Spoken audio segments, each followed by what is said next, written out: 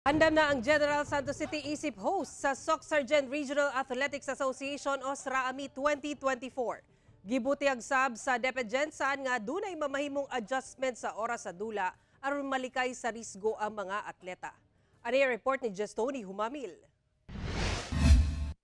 Gilatag na sa Department of Education General Santos ug lokal nga kagamhanan ang mga lakang aton sa pagpahigayon sa Soc Sargent Regional Athletic Association Meet o SRAAMI 2024. Sugod May 13 hangtod May 17 kung asa ang General Santos City ang mamahimong host karong tuiga.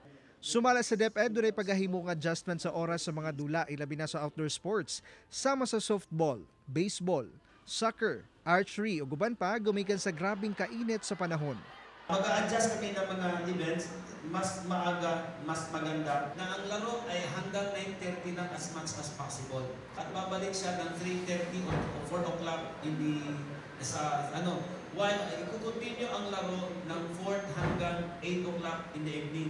Sumala sa ahensya, mukabat sa 8,000 hangtod 10,000 ka mga bisita og delegates ang mudagsa sa syudad. Busa nakaalerto ang mga medical team sa pagresponde sa bisan unsa mang health emergency. It was stressed out that all SDO of different divisions ay magdadala din sila ng sariling medical team augment sa ating medical team sa Gensan. Gisiguro sab sa security forces sa syudad nga mahimong hapsay ang pagpahigayon sa SRAA karong tuiga. But rest assured na ang PNP natin with the command of our city mayor, ready na po. Yun lang hinahintay namin yung paano mag-coordinate yung dito sa Gensan at ang ibang mga region. Kauban si Bong Vicencio sa kamera. Ako si Just Tony Humamil para sa One Mindanao.